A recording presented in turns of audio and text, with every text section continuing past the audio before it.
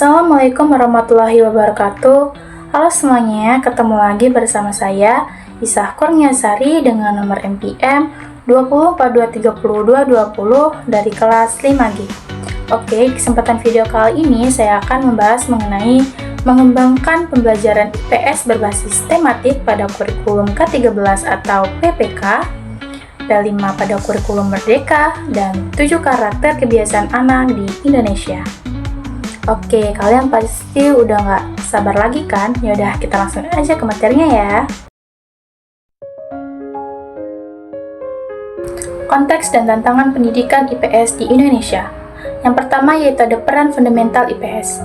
Pendidikan IPS sangat penting dalam membentuk karakter, wawasan sosial, dan pemahaman kewarganegaraan siswa, serta mampu berpartisipasi aktif dalam masyarakat. Yang kedua ada ancaman nilai karakter. Globalisasi dan kemajuan teknologi secara signifikan mengikis nilai-nilai karakter, bangsa, dan identitas sosial. Yang ketiga ada kurikulum K13. Dalam kurikulum K13, IPS dikembangkan melalui pendekatan tematik integratif. Yang keempat ada kurikulum Merdeka. Dalam kurikulum Merdeka, pembelajaran IPS terintegrasi dengan proyek penguatan profil Pancasila atau P5. Yang selanjutnya ada pembelajaran IPS berbasis tematik pada kurikulum K13. Berikut adalah landasan dan tujuannya. Yang pertama, integrasi bermakna. Mengintegrasikan berbagai mata pelajaran dalam satu tema atau interdisipliner untuk menciptakan pembelajaran yang lebih bermakna dan relevan. Yang kedua ada pengembangan potensi. Fokus utama pada pengembangan karakter, kreativitas, dan kemampuan berpikir kritis sejalan dengan PPK. PPK itu sendiri terdiri dari 5 nilai, yaitu religius, nasionalis, mandiri, gotong royong, dan integritas. Yang ketiga ada pengalaman holistik, memberikan pengalaman belajar yang utuh, menyeluruh, dan kontekstual sesuai dengan tahapan perkembangan dan kebutuhan anak. Selanjutnya ada proyek penguatan profil Pancasila atau P5 dalam kurikulum Merdeka. P5 pembelajaran berbasis proyek. P5 adalah program unggulan kurikulum Merdeka untuk menumbuhkan 6 dimensi karakter pelajar Pancasila secara aplikatif dan konseptual di luar kelas, yakni beriman, bertakwa kepada Tuhan Yang Maha Esa, dan berakhlak mulia, berkebinekaan global, gotong royong, mandiri, bernalar kritis, dan kreatif. Fokus prosesnya yaitu P5 menekankan pada proses pembelajaran pengembangan potensi dan pemecahan masalah nyata, bukan hanya produk akhir. Contoh penerapannya yaitu siswa melakukan proyek membuat karya yang mencerminkan nilai-nilai Pancasila, diikuti diskusi kritis mendalam. Yang selanjutnya ada integrasi 7 karakter kebiasaan anak di Indonesia. 7 karakter kebiasaan ini diinternalisasi melalui kegiatan tematik IPS yang mengaitkan materi dengan nilai-nilai praktis kehidupan sehari-hari.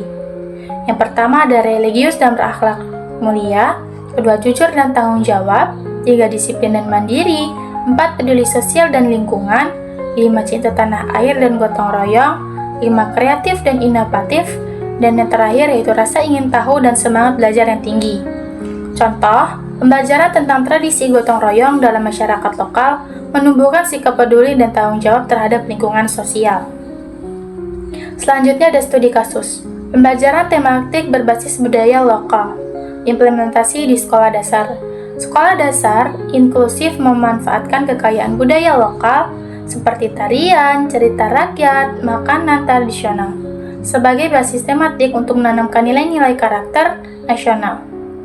Yang pertama ada mengaitkan materi IPS dengan nilai gotong royong dan toleransi dalam budaya setempat. Yang kedua, siswa belajar sejarah sambil mengunjungi situs budaya lokal. Hasilnya nanti terdapat peningkatan signifikan dalam pencapaian karakter dan hasil belajar kognitif siswa. Hal ini menegaskan aktivitas pembelajaran tematik yang konseptual dan berakar pada kearifan lokal. Selanjutnya ada praktik baik dan tantangan dalam pelaksanaan P5. Praktik baik fasilitas guru. Guru berfungsi sebagai fasilitator yang berfungsi pada potensi unik setiap siswa dan proses pembelajaran, bukan hanya menuntut produk akhir yang seragam. Selanjutnya ada tantangan utama. adanya kesiapan dan pemahaman guru terhadap paradigma proyek baru, dan keterbatasan fasilitas sumber daya di sekolah.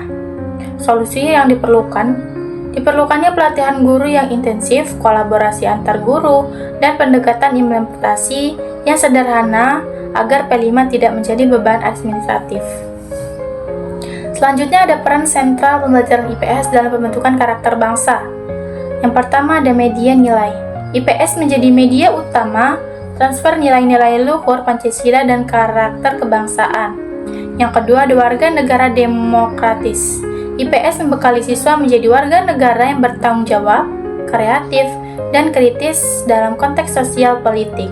Yang ketiga ada antisipasi krisis moral.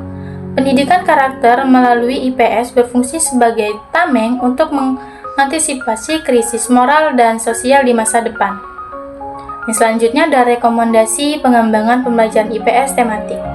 Langkah strategi untuk memaksimalkan dampak pembelajaran IPS berbasis PPK dan P5. Yang pertama ada integrasi komprehensif.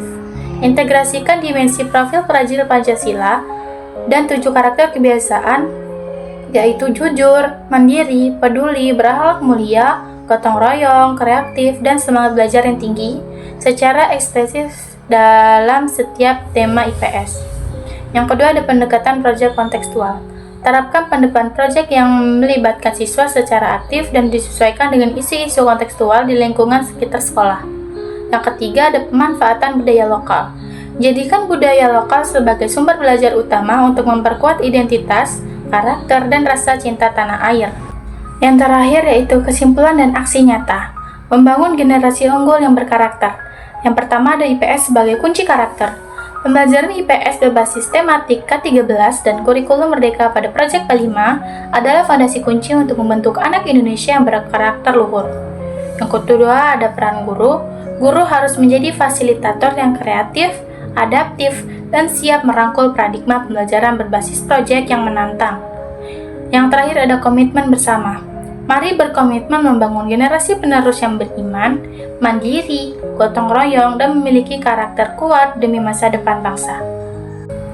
Nah, itu tadi penjelasan singkat yang dapat saya sampaikan. Apabila ada kesalahan, saya mohon maaf. Kepada Allah, saya mohon ampun. Dan ketemu lagi di video selanjutnya dengan materi yang berbeda.